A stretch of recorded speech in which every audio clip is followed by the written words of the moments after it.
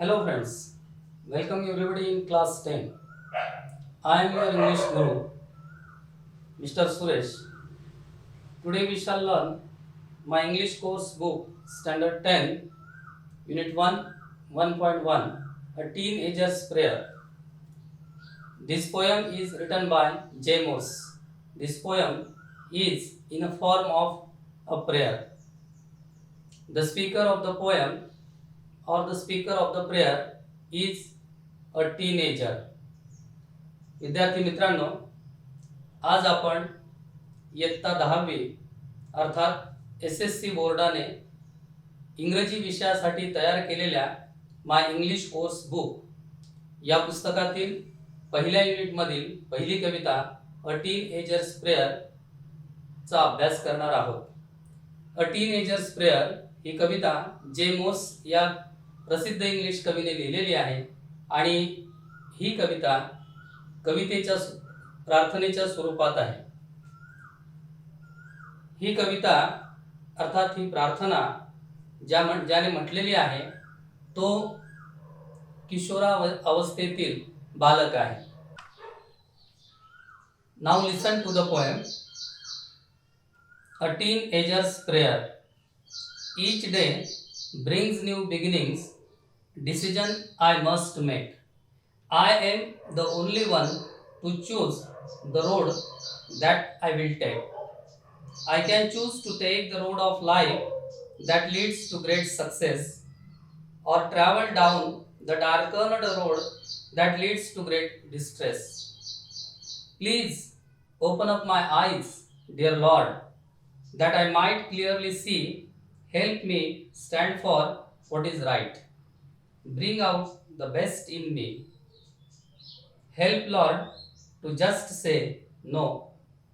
When temptations come my way, that I might keep my body clean and fit for life each day. When my teenage years are over, I know that I will see that life is lived its very best with you walking next to me.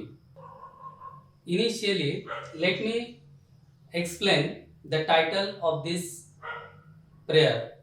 A teenager's prayer. In this title, we can see there are some new words. For example, teenage. The meaning of this word is the period of 13 and 19 years, and teenager means a child who is 13 and 19 years old. To pray is a verb, means प्रार्थना करणे. Prayer is a noun, means प्रार्थना. A teenager's prayer means किशोरावस्थेतील मुलाची प्रार्थना. In this poem, there are 5 stanzas. Each stanza has 4 lines, and the rhyme scheme of this poem is ABCB. Now, the first stanza. Each day brings new beginnings, decisions I must make. I am the only one to choose the road that I will take. In this poem, the poet wants to say that each day brings new challenges along with it. So, I must make my own decisions. There are many challenges before me, but it will my responsibility to choose the right one that I will take. या कडव्याचं भाषांतर आपल्याला असं करता येईल की येणारा प्रत्येक दिवस नवीन आव्हाने घेऊन येत असतो, त्यावर निर्णय मी घेतलेच पाहिजे. त्यातले कोणते आव्हान स्वीकारायचे हे मलाच ठरवायचे आहे. In this stanza, we can see that line number 2, decisions I must make. This line has not correct word order. When there is no correct order, this type of sentence is called inversion. Decision I must make. Instead, it should be I must make decisions. Means the word order of this sentence is not correct, and when the word order of the sentence is not incorrect, it is called inversion. Decisions I must make. This sentence has a figure of speech, and this figure of speech is called inversion. When the word in a line are not in the correct order is called inversion. मराठीत असं म्हणता येईल की काव्यात्मक परिणाम साधण्यासाठी नेहमीच्या वाक्यातील शब्दांच्या क्रमात बदल केलेला असतो, त्याला इंग्रजीमध्ये इन्व्हर्जन शब्दालंकार असे म्हणतात. Now let us see stanza number 2.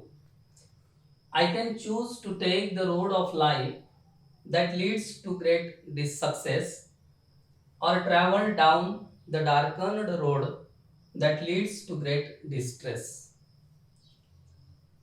The speaker in this poem says he can choose the road of life that leads to great success, or travel down the path which leads to great distress. याचा अर्थ असा होतो, मी निवडलेला मार्ग मला उत्तुंग यशाच्या शिखरावर पोहोचवेल किंवा अपयशाच्या गर्तेत किंवा अपयशाच्या वाटेकडे घेऊन जाईल. In this stanza there are two phrases. The road to life.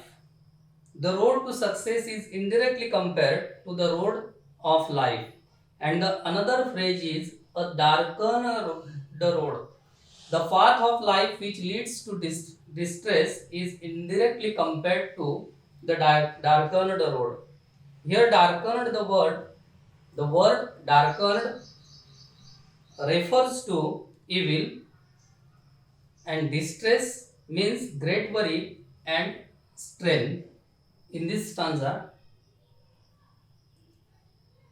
there is an example of metaphor.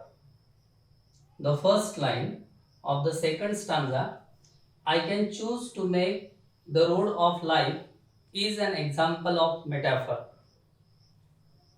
in which a word or phrase is applied to an object or action to which it is literally not applicable.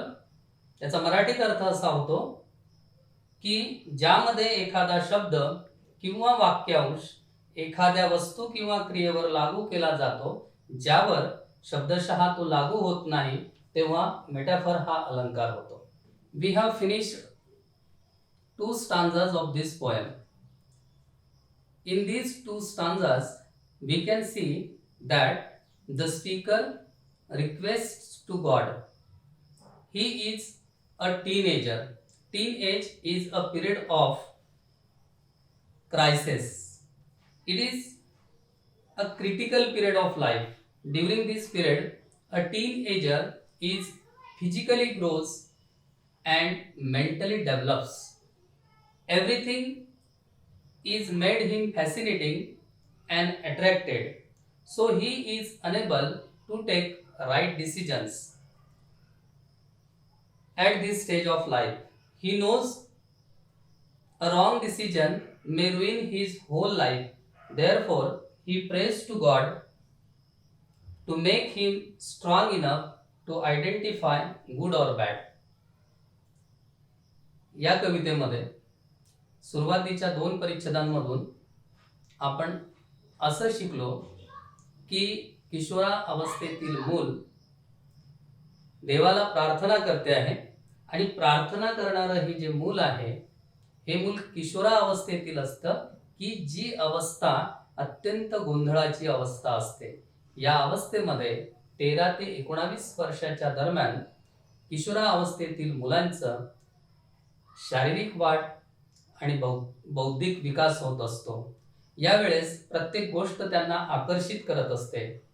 अशा वेळेस या निवेदकाला भीती वाटते आहे की जर का या वयामध्ये मी चुकीचा निर्णय घेतला तर कदाचित माझं संपूर्ण आयुष्य हे नष्ट होईल. आणि म्हणूनच तो देवाला प्रार्थना करतो आहे की देवा, मला निर्णय घेण्याक्षम बनव, की जेणेकरून मी माझ्या जीवनाचा योग्य निर्णय घेऊ शकेल आणि योग्य व अयोग्य यामधील साम्य आणि भेद मी निश्चित करू शकेल. धन्यवाद.